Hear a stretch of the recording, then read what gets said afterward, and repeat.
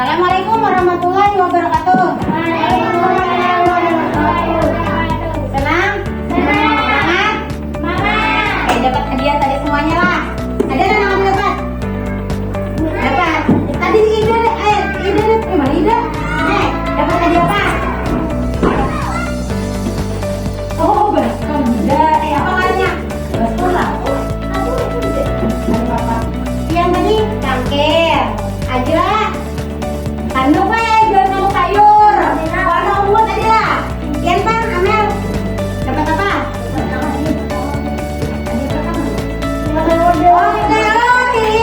Bapak suka kayak gini rumah.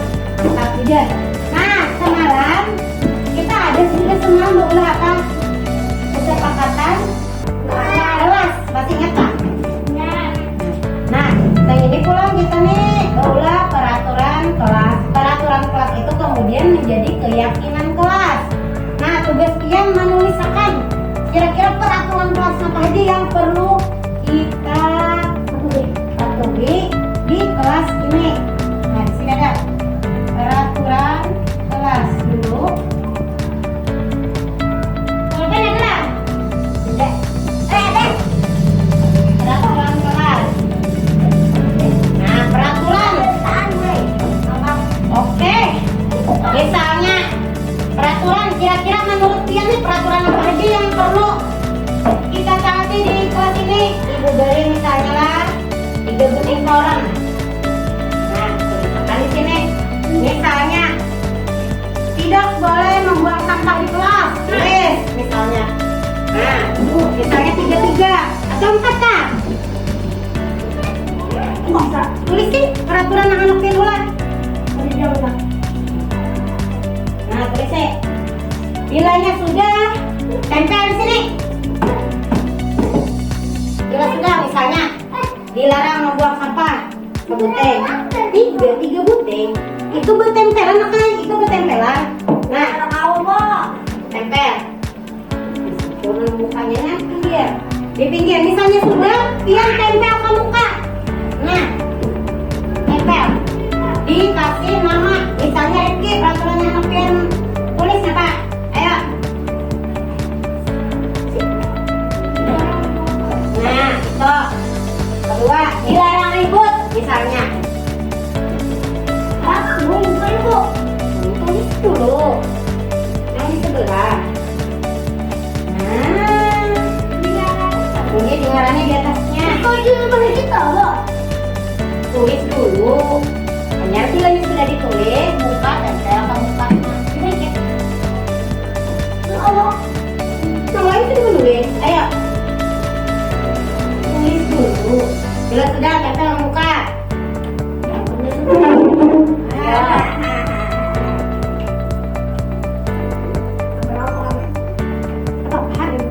Yang penting peraturan kelas. Ayo.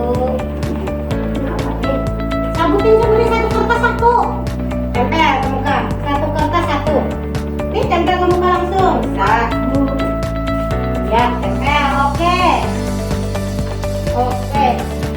Lagi. Tempel. Ada apa sama? Apa sama? Misalnya jangan ribut atau apa. Tidak boleh makan makanan di kelas.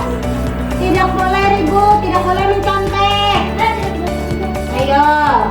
Apa yang pengen kalian bikin?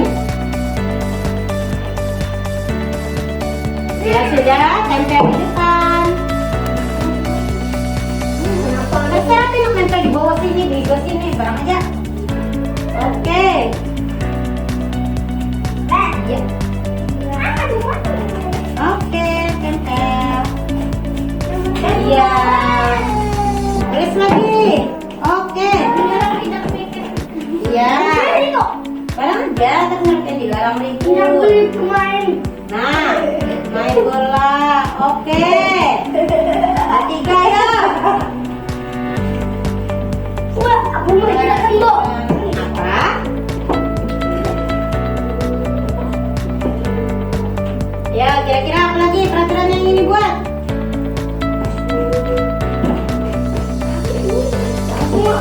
Langsung. Bagus.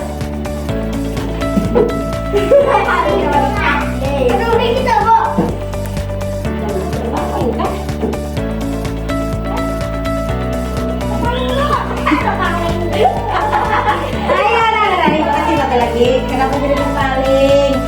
Nah, berarti di atasnya.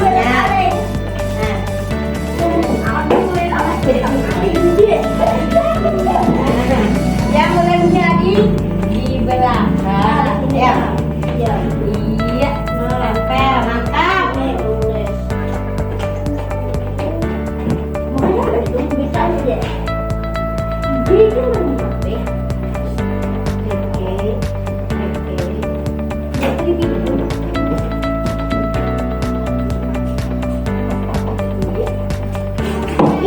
Jauhnya peraturan kelasnya di sini. Peraturan kelasnya di sini. Oke. Nah,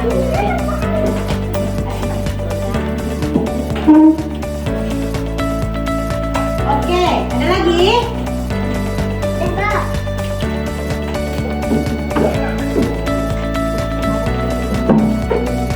Dapat berdoa sebelum belajar, misalnya.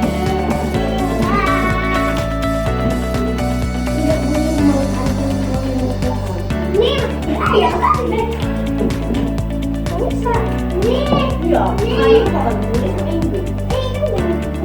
apa lagi?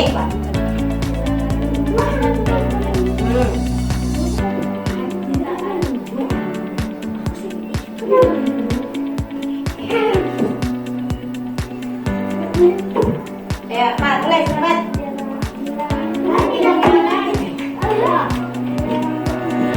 Iya, bisa. Bisa.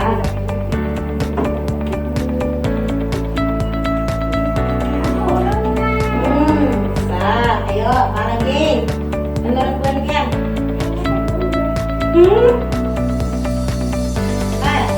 Dilarang, misalnya dilarang berbicara saat belajar. Apa?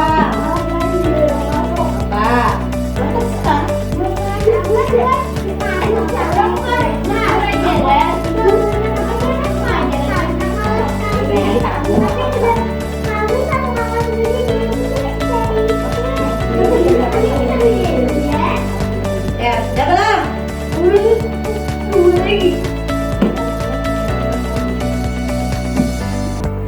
Ya, sudah belum?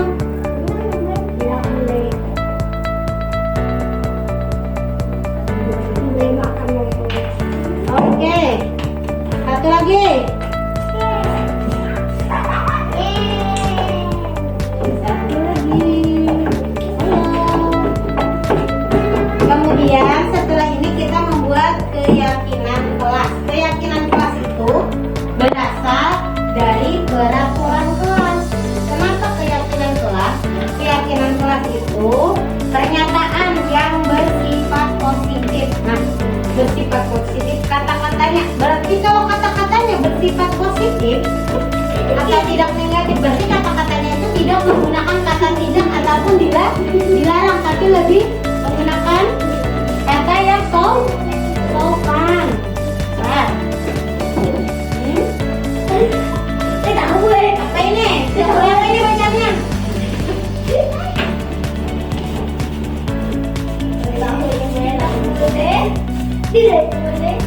Oh, tidak boleh makan. Oke. Nah, baris sini.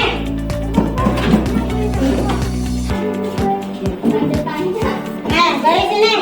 Indra, bacakan. Temukan. Nah, bacakan. Ayo, makasih. Bacakan. Punya temannya di situ. Nih, baris pertama yang ini. Apa aja?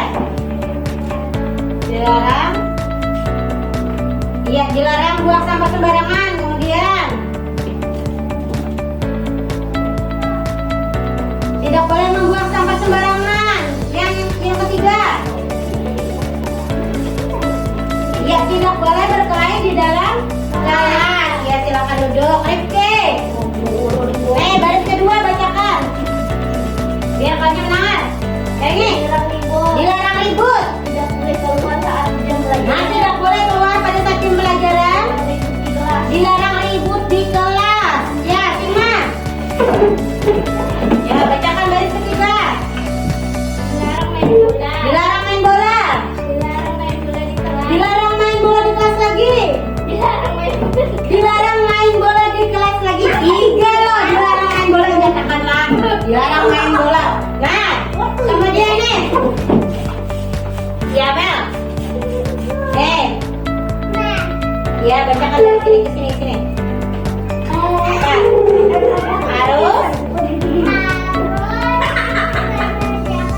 Harus kerjakan pikir.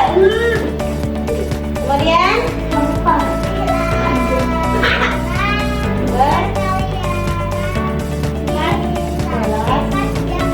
nah, dilarang berkeliaran di kelas pada saat jam pelajaran. Kemudian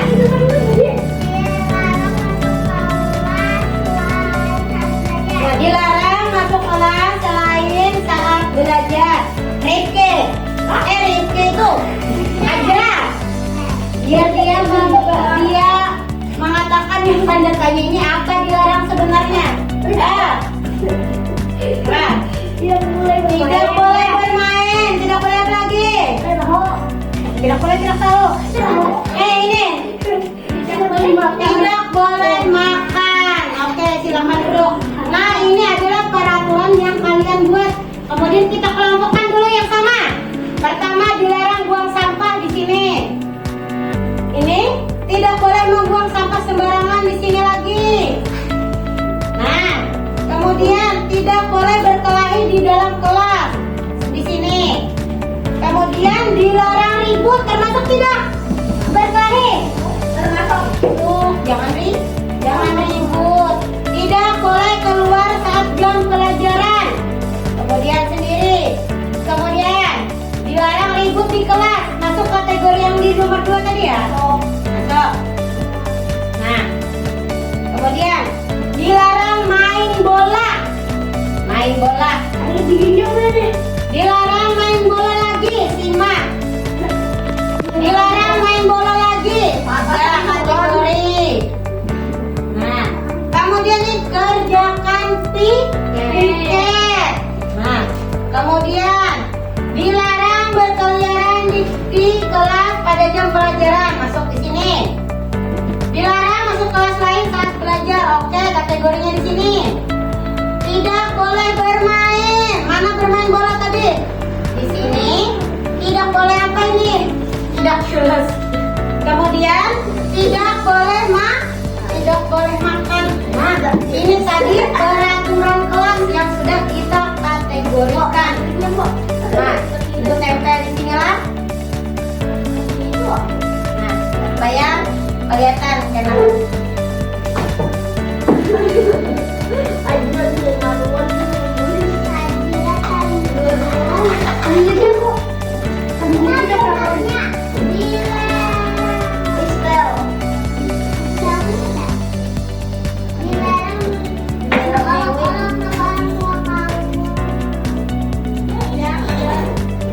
Nah, ini adalah peraturan kelas yang sudah kalian tuliskan.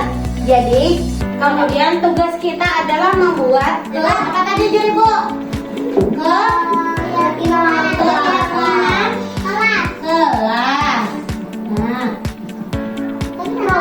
keyakinan kelas. Keyakinan kelas itu berasal dari peraturan kelas yang kita buat, tapi menggunakan kata-kata yang positif dan sopan. Nah, di sini ada Ibu menjelaskan sedikit lah. Keyakinan kelas yaitu pernyataan yang disepakati oleh guru dan murid untuk menjadi pedoman dalam bersikap dan berperilaku di kelas. Jadi, keyakinan kelas itu pada hakikatnya bertujuan untuk memunculkan kedisiplinan positif yang didasari oleh motivasi dari dalam diri murid. Kemudian nilai-nilai kebajikan yang telah disusun bersama adalah yang pertama ini tadi, dilarang membuang sampah sembarangan, tidak berkelahi di dalam kelas. Nah, itu termasuk keyakinan kelas atau bukan? Bukan, karena masih berupa peraturan kelas. Kenapa masih berupa peraturan kelas? Karena masih menggunakan kata negatif, yaitu ada kata yang dilarang. Tidak, itu merupakan kata negatif. Nah, kata positifnya kayak apa? Berarti apa? Contoh, dilarang buang sampah sembarangan. Tidak boleh membuang sampah sembarangan. Kalau kata positifnya apa? Buanglah sampah pada tempatnya. Itu lebih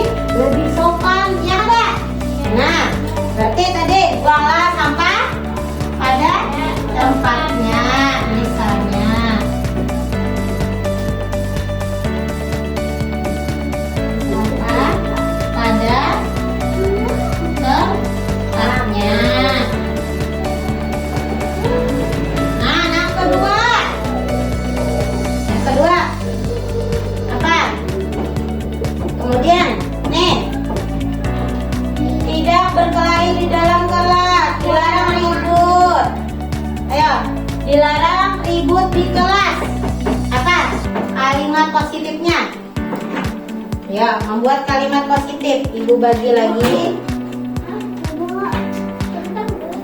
Ya dah. 1, 2, 3, 4. Oh, 4.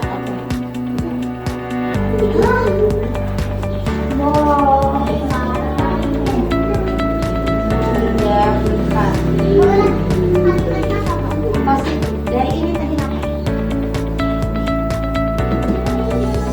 Ini kan tadi kan dia dilarang membuang sampah. Artinya apa? Kita menghapus kata dilarang itu menjadi kalimat yang sopan. Ya. Itu lebih sopan. Nah, itu ada 4 macam tadi.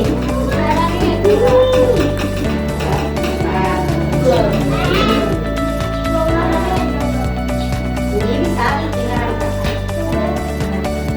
Hati-hati terbalik lah.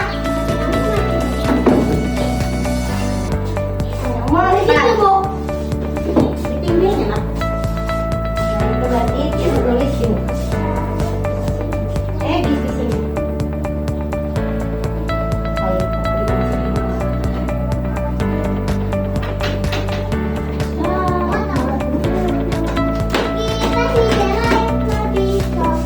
Ya, hati-hati dulu muka. Hati-hati. Mau sama kodenya tulisin. Sudah buang sampah pada tempatnya sudah nomor 1. Yang nomor 2 tadi apa?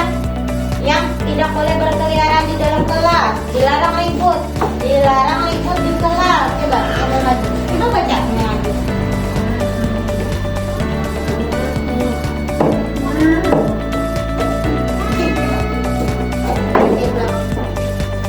Tulisan kiannya kan?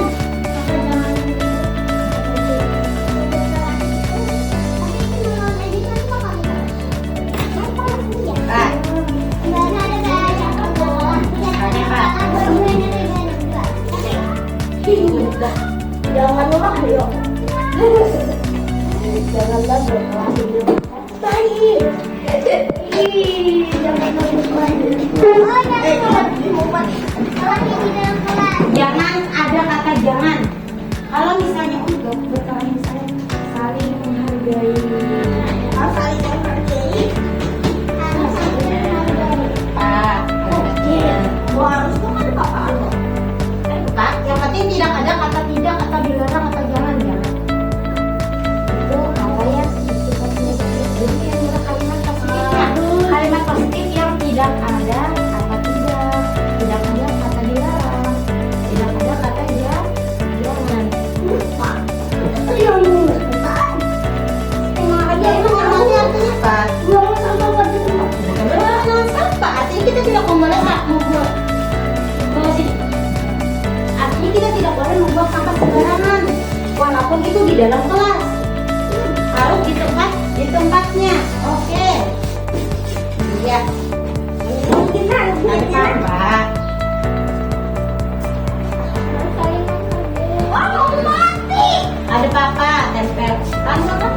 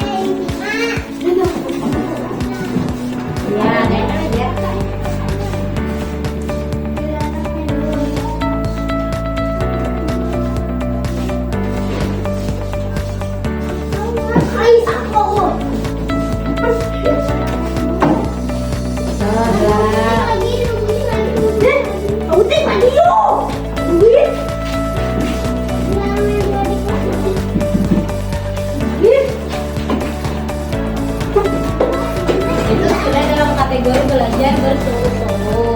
Kemudian tidak boleh makan. Tidak kenalin. Bisa di luar lain. Iya, jangan. Tidak ada kata jangan, tidak boleh.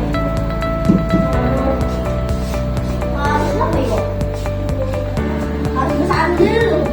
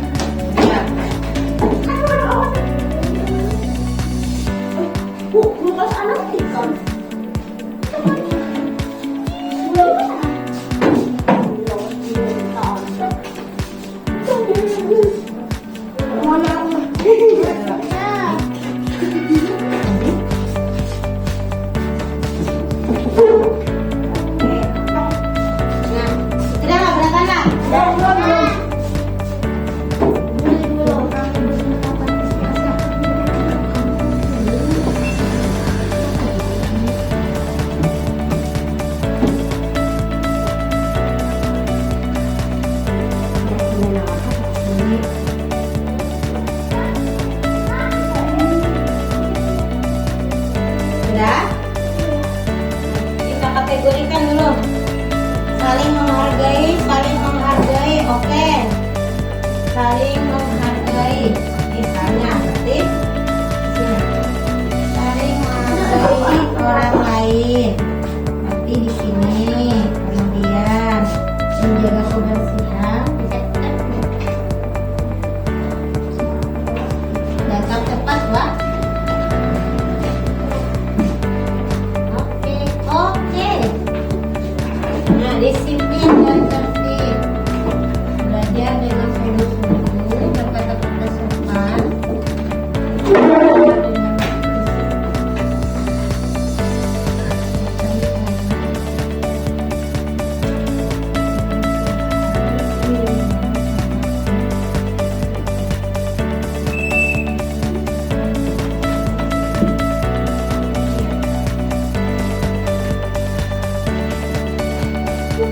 Nah, jadi ini adalah keyakinan kelas yang kita buat, dimana yaitu saling menghargai. Artinya apa? Kalian bersama teman harus saling menghargai dan menyayangi. Kemudian menjaga kebersihan, menetapkan tiket sudah ada jadwal tiket, lalu laksanakan sesuai dengan jadwal. Kemudian belajar bersungguh-sungguh. Belajar bersungguh-sungguh artinya biar jangan ribut di kelas. Kemudian main bola di luar. Nah itu jangan. Ketika kita belajar sungguh-sungguh jangan bermainan di luar. Ingatlah. Nah kemudian harus disiplin sama tadi. Datang tepat waktu. Misalnya mengumpulkan PR sesuai dengan jadwal yang disepakati. Nih contoh tadi ada yang mengumpul. Padahal sudah kita padahi hari Jumat lah tugasnya dikumpul ternyata. Nah, dia harus disiplin, mengingatkan. Kemudian harus sopan, jangan berpandir lawan kawan, kada boleh kesambatan. Sopan, artinya apa? Dia kada boleh olok-olok mengejek, kada boleh karena ujung-ujungnya apa? Terjadi keributan. Nah, terjadi keributan itu sama dengan kita tidak menghargai kawan, paham? Paham. Nah, jadi ini kesepakatan yang sudah kita buat. Ingatilah kesepakatan yang sudah kita buat. Ada yang ditanyakan? Tidak. Paham? Yakin bisa menerapkannya? Yakin tidak melanggar? Yakin tidak melanggar? Kan kesepakatan ini kita buat berdasarkan apa? Kesepakatan antara Pian dengan Ibu. Artinya oke, Pian hendak ini kesepakatannya. Ibu setuju, ini kesepakatannya sudah Pian buat. Dan Pian itu yakin kan Kak? Bisa mematuhi, yakin tidak melanggar? Insya Allah yakin. Harus yakin. Yang pertama dari dalam diri Pian, oh saya bisa tidak melanggar. Usahakan, minimal diusahakan. Paham? Ada yang ditanyakan? Tidak. Tidak ada yang ditanyakan.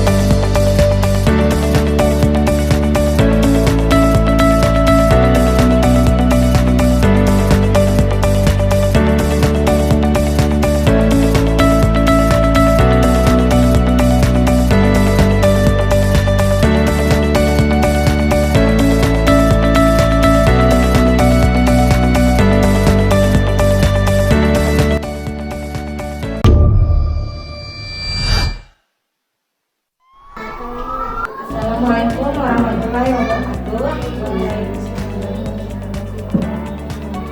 Terima kasih atas waktunya kawan-kawan serta ibu untuk kegiatan saya hari ini. Terlebih dahulu, marilah kita panjatkan pujian syukur kepada Allah Subhanahu Wa Taala.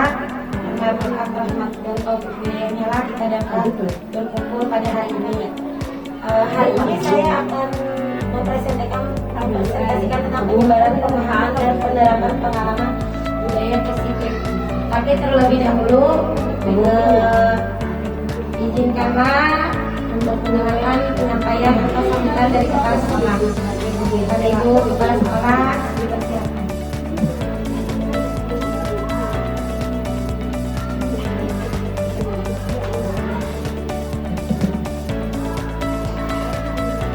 Assalamualaikum warahmatullahi wabarakatuh.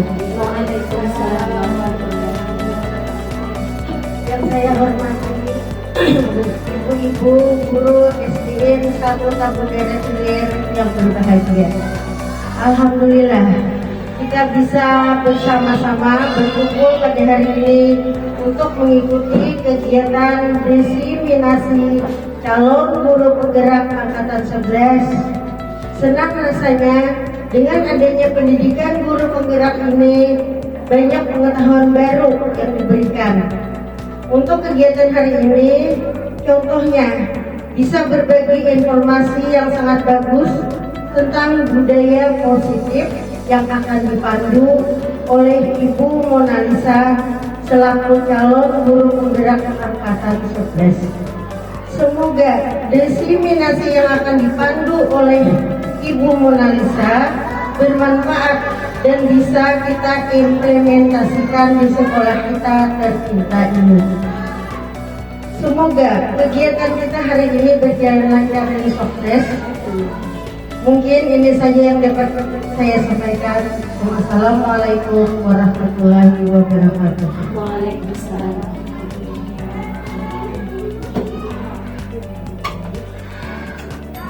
Ya, terima kasih kepada Ibu atas sambutannya sangat luar biasa.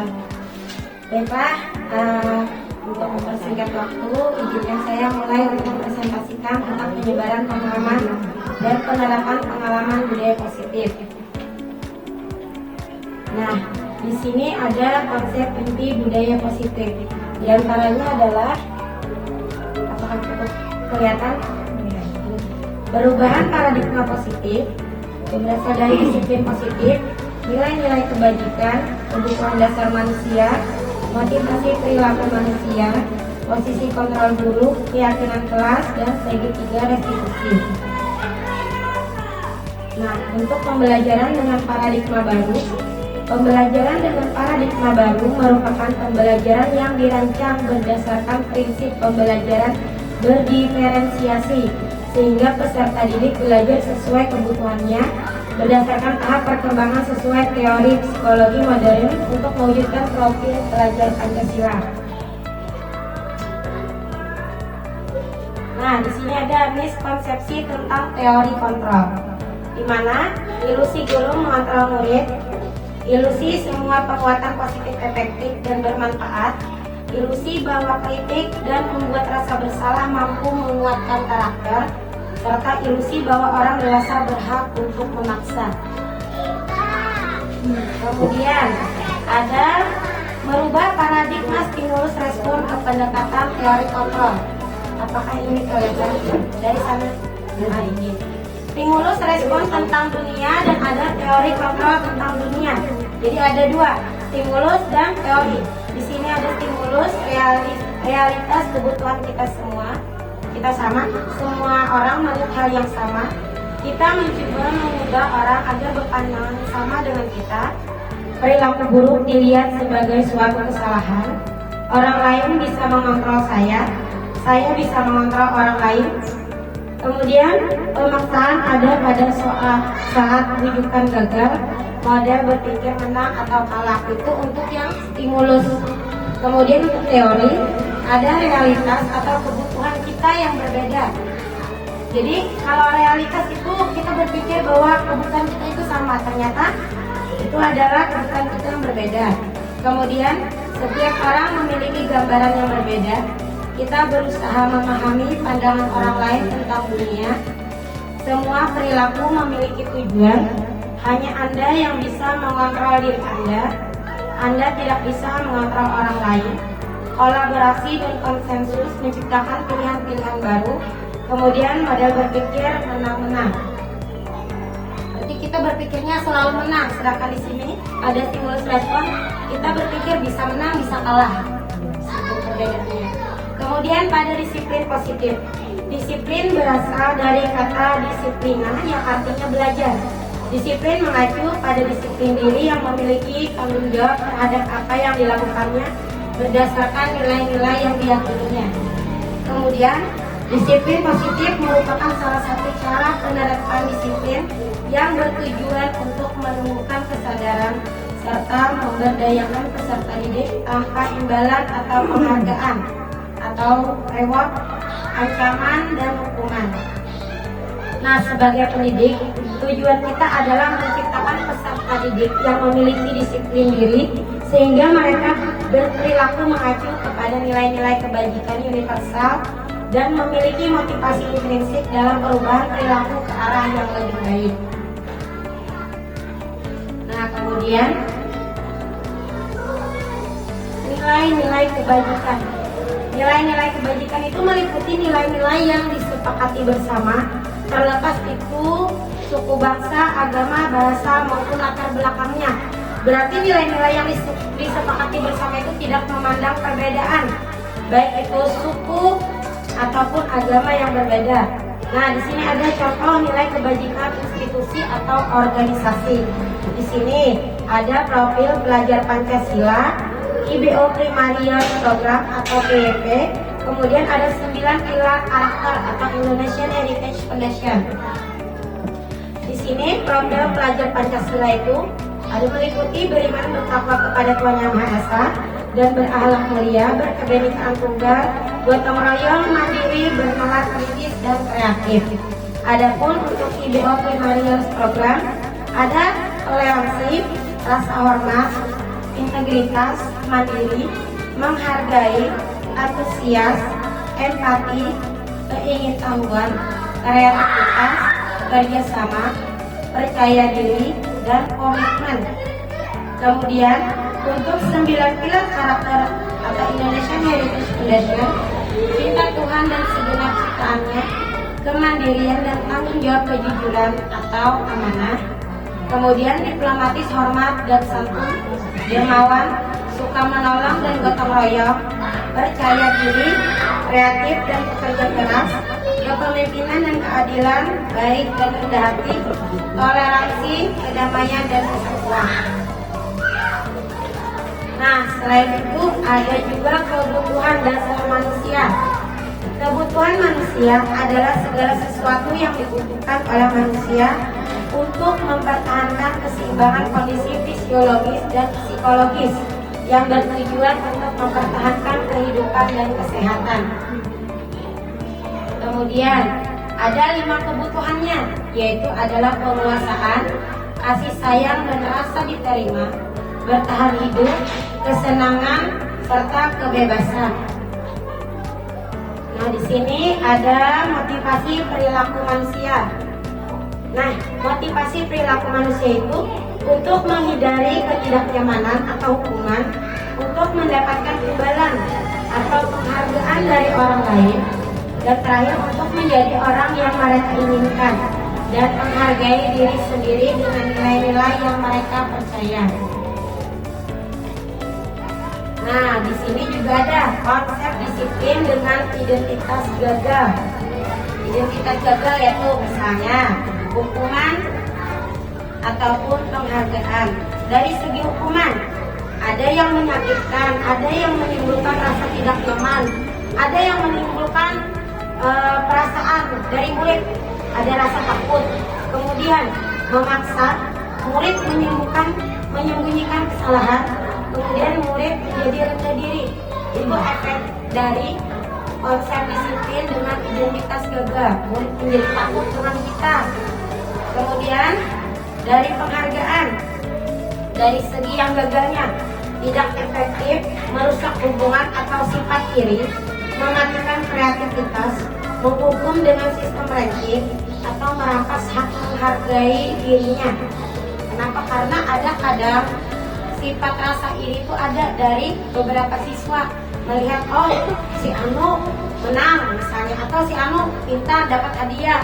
Jadi siswa yang tidak mendapat hadiah itu kadang ada timbul rasa iri dari dalam dirinya. Nah, selain itu kalau dengan identitas yang sukses, ada konsekuensi dan restitusinya. Dari segi konsekuensi, yaitu penguatan jangka pendek, perlu monitoring berkelanjutan, stimulus atau respon, murid menghormati peraturan, serta kehilangan waktu merenungi kesalahan. Kemudian, untuk restitusi, murid bertanggung jawab untuk perilakunya, fokus pada pemecahan masalah jangka panjang, murid menghormati dirinya dan orang lain, teori kontrol, dirinya memegang kontrol, bukan orang lain. Kemudian murid bersemangat memperbaiki kesalahan. Sampai di sini paham perbedaannya antara konsekuensi dan restitusi? Oke, kita lanjutkan. Nah, kemudian ada konsep disiplin atau pendekatan restitusi, yaitu sebuah cara menanamkan disiplin positif pada murid. Nah, di sini ada pengertiannya serta ciri-cirinya. Pengertian restitusi yaitu proses menciptakan kondisi bagi murid untuk memperbaiki kesalahan mereka sehingga mereka bisa kembali pada kelompok mereka dengan karakter yang lebih kuat. Kemudian untuk ciri-ciri restitusi, ciri-ciri itu bukan untuk menebus kesalahan, namun untuk belajar dari kesalahan. Kemudian untuk memperbaiki hubungan, tawaran dan bukan paksaan. Kemudian restitusi itu menuntut untuk melihat ke dalam diri. Kemudian restitusi itu juga mencari kebutuhan dasar yang mendasari tindakan. Restitusi itu juga adalah cara yang paling baik. Restitusi fokus pada karakter, bukan kepada tindakan. Kemudian restitusi itu fokus pada solusi. Restitusi juga mengembalikan murid yang berbuat salah pada kelompoknya. Kemudian ada perbedaan. Di sini ada 3 perbedaan antara hukuman, konsekuensi, dan restitusi. Untuk hukuman, guru menghukum siswa tersebut hormat bendera selama 10 menit. Ini contohnya, guru marah dan murid malah bagian konsekuensi. Guru memberikan konsekuensi untuk mengerjakan PR saat istirahat atau dikerjakan sebanyak 3 kali lipat. Guru tegas dan siswa menghormati peraturan.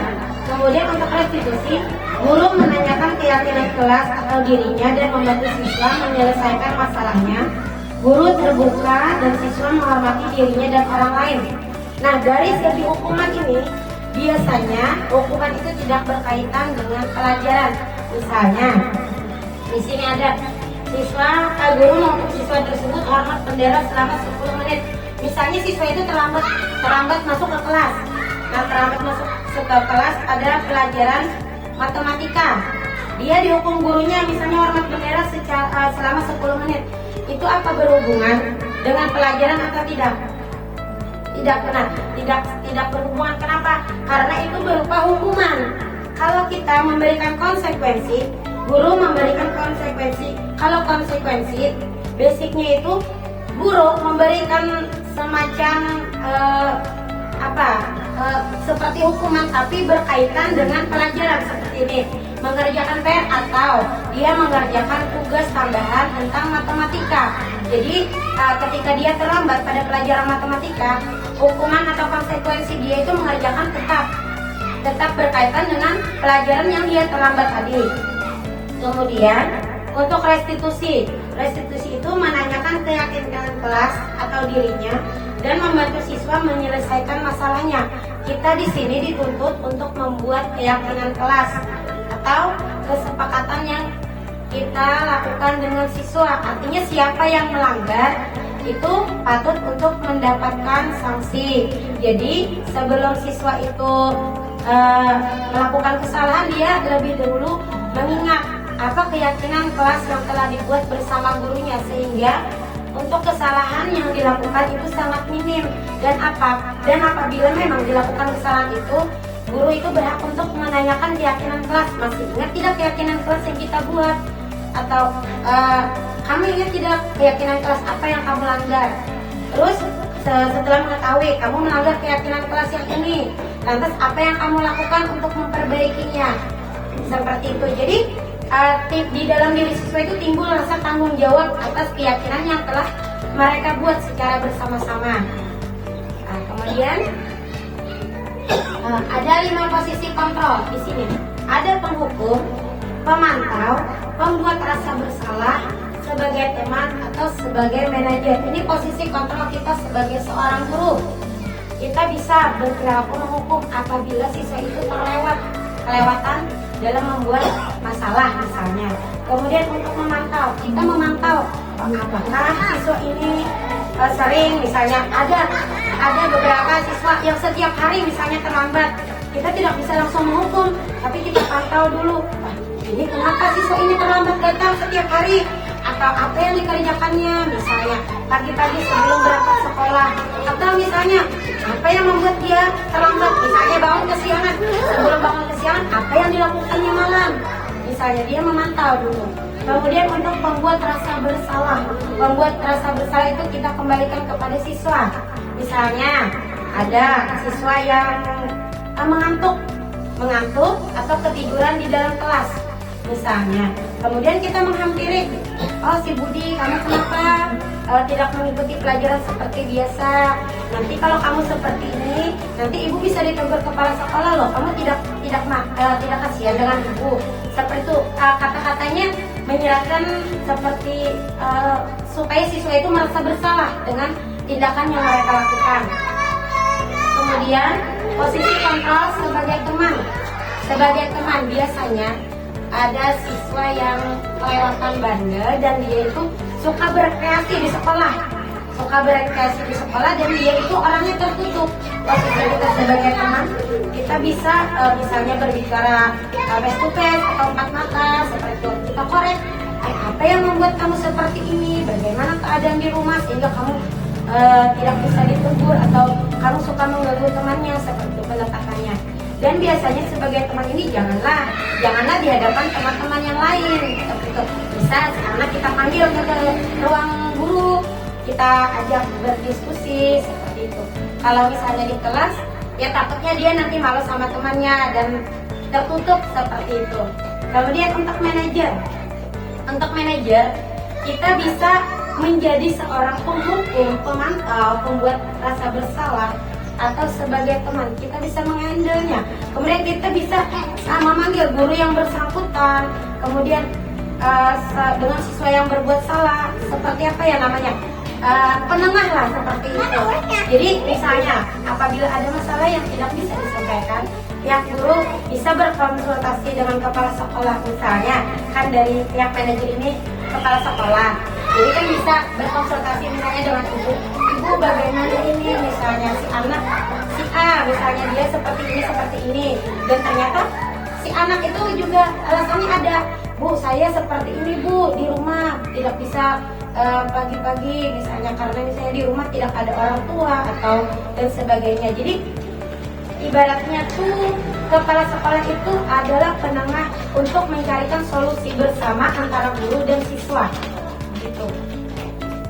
Nah, kemudian ada contoh penerapan 5 posisi kontrol. Nah, di sini yang tadi penghukum, pemantau, teman, manajer, membuat rasa bersalah. Di sini patuhi peraturan sekolah, lalu berdiri di depan barisan. Biasanya kata menghukum itu identik dengan tegas. Biasanya patuhi aturan sekolah. Biasanya kalau misalnya dalam percakapan itu biasanya diakhiri dengan kata seru. Soalnya kadang suara kita tegas, harus tegas ya supaya anak-anak itu merasa takut, bukan merasa lebih ditunjukkan kepada dia seperti itu. Kemudian untuk pemantau, kamu sudah melanggar apa peraturan dan konsekuensinya. Dia memantau tadi peraturan yang kita buat. Kemudian untuk teman, ayolah yang tertib, buat Bu Guru bangga. Kali ini tidak apa-apa kamu salah. Dia berperilaku sebagai teman yang seperti tadi misalnya diajak tadi kan. Kemudian membuat rasa bersalah. Berapa kali Bu Guru harus memberitahu kamu, Bu Guru kecewa sama kamu, supaya si anak itu merasa bersalah dengan apa yang dilakukannya. Kemudian sebagai manajer, apa kamu tahu kesalahanmu? Kira-kira bagaimana kamu akan memperbaiki kesalahan? Itu setelah mendapatkan misalnya dari gurunya bagaimana, kemudian dari siswanya bagaimana, lalu dikembalikan oleh kepala sekolah. Kamu tahu tidak kesalahanmu apa? Misalnya, terus kalau sudah tahu langkah apa yang kamu buat untuk memperbaiki kesalahanmu, ya seperti itu. Jadi penengah intinya. Nah, kemudian keyakinan kelas. Mengapa keyakinan kelas? Mengapa tidak peraturan kelas saja di sini? Mengapa kita memiliki peraturan tentang penggunaan helm pada saat mengendarai kendaraan roda 2 atau motor? Ada juga pertanyaannya, mengapa kita memiliki peraturan tentang penggunaan masker dan mencuci tangan setiap saat? Rata-rata mereka menjawab paling keselamatan, ya kan? Keselamatan katanya. Padahal itu kan sudah peraturan, tapi padahal itu merupakan keyakinan. Kita yakin, ya kan? Kalau misalnya mengendarai motor pakai helm, kita yakin ya paling tidak kepala kita akan aman kalau misalnya kecelakaan. Berbeda dengan orang yang mengendarai motor tapi tidak memakai helm, resiko dia parah itu lebih besar. Nah, itu dari sisi keyakinan kita kan, makanya kita setiap pergi atau berkendara paling tidak karena sudah terbiasa ambillah helm, berangkat seperti itu. Karena kita yakin apabila kita memakai helm, insya Allah aman seperti itu. Sama dengan peraturan penggunaan masker kemarin waktu yang kita kemarin COVID kan penggunaan masker.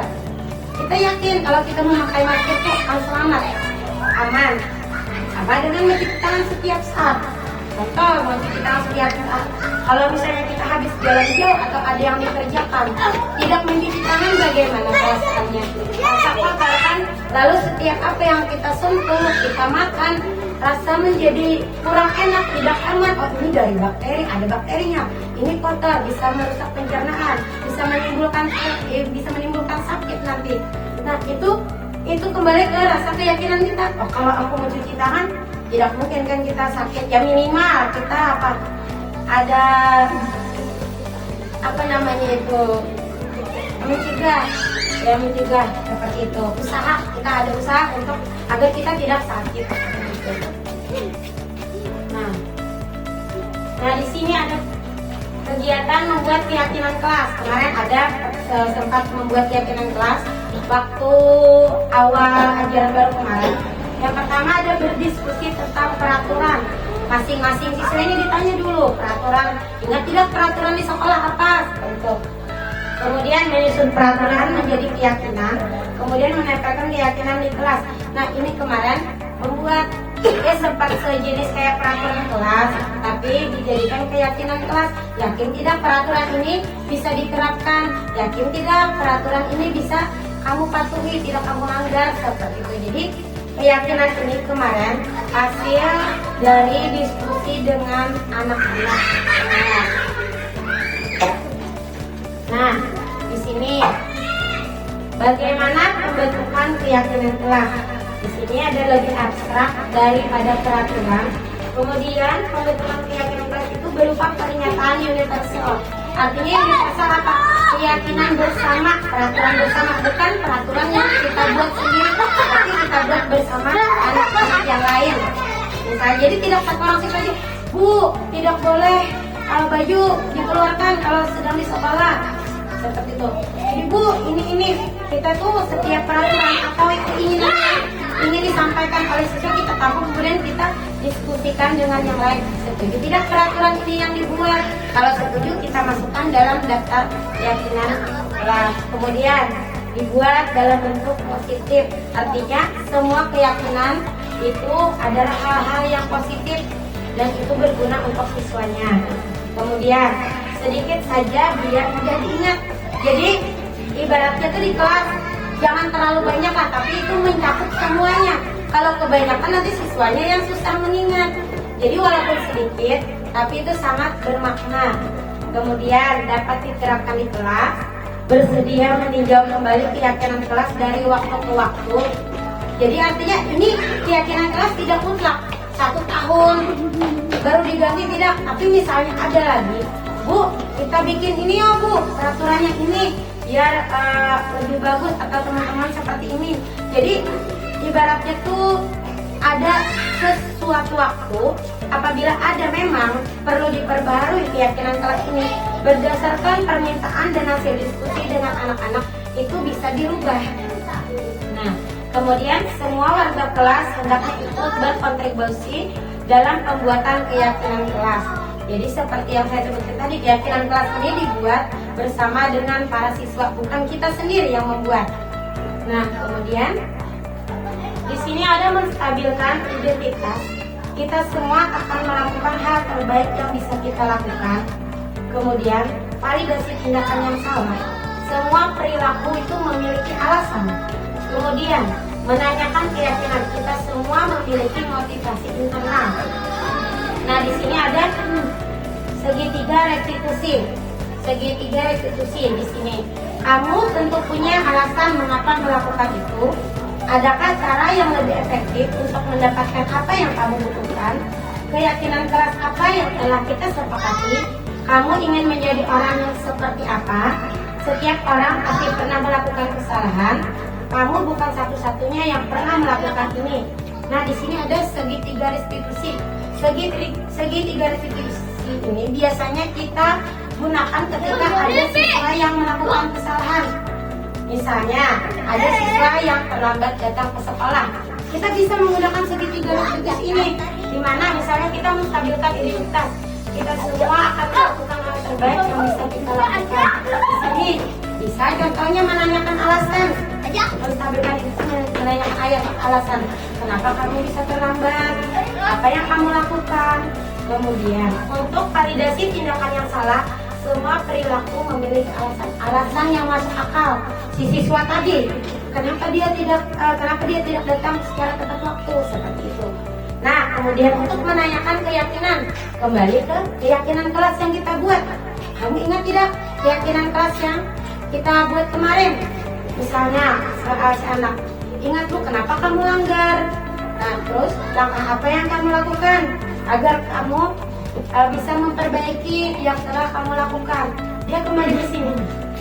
Sebenarnya, saya yakin kalian semua memang sudah menerapkan segitiga restitusi, cuma tidak tahu apa ungkapan-ungkapannya, istilah-istilahnya tidak tahu. Soalnya beberapa dari yang pernah saya lihat di sekolah ini, biasanya ada siswa yang berkelahi atau ada siswa yang tidak mengerjakan PR. Saya perhatikan kan biasanya teman-teman, kenapa kamu tidak mengerjakan PR? Kenapa kamu berkelahi dengan si A misalnya? Itu kan sudah salah satu dan bagian dari segitiga restitusi. Kita menanyakan alasan, Nah, kalau menstabilkan identitas, misalnya ada siswa yang berkelahi di kelas. Kenapa berkelahi? Ternyata setelah kita lihat, oh, si A ternyata suka menjelek-jelekan nama ayahnya si B. Kemudian dia melaporlah. Kita menstabilkan identitas ini. Oh, tidak apa-apa. Kenapa?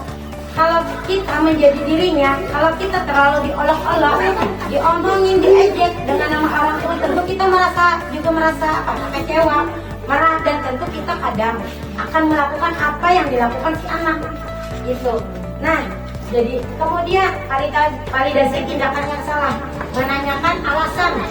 Saya sudah sering melihat kalian, kenapa berkelahi, kenapa ini. Nah, itu sudah salah satu segitiga restitusi juga. Kemudian menanyakan keyakinan kelas.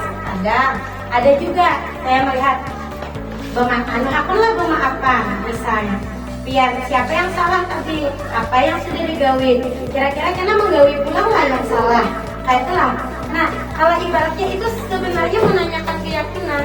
Cuma karena kita tidak tahu ungkapan-ungkapan seperti ini, jadi kadang kalau ditanya, sudahlah di sekolahan menerapkan segitiga restitusi belum ya kita, karena kita kada tahu yang dimaksud segitiga restitusi itu seperti apa.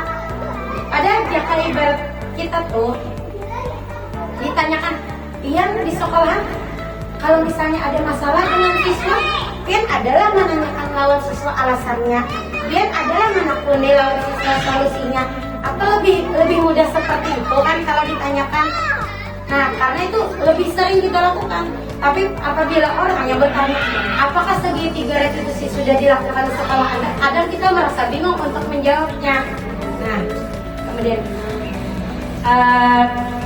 dan sampai di sini yang saya jelaskan, ada yang ditanyakan tidak? Atau misalnya mengenai segitiga restitusi atau apa?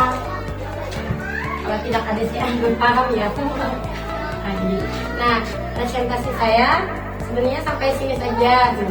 Dimana saya menyampaikan ini karena ini salah satu bagian dari modul pendidikan guru penggerak yang saya terima. Nah, salah satunya adalah penyebaran budaya positif tadi, dimana saya ingin tidak saya saja yang mengetahui seperti itu, pengetahuan dari pendidikan itu. Jadi saya ingin teman-teman semua juga mengetahui. Jadi misalnya ada apapun kendala atau masalah, kita bisa kolaborasikan bersama-sama untuk mencari pemecahan masalahnya. Dan itu pun tidak hanya setiap kita di sini punya teman.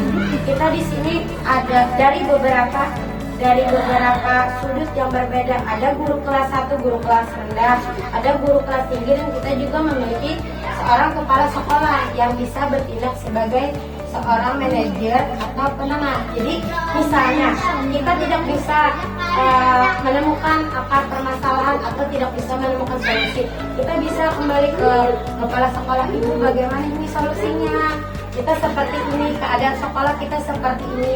Jadi diharapkan dengan adanya ilmu yang saya dapatkan, semoga bisa berguna untuk sekolahan kita di masa depan. Begitu saja presentasi saya hari ini.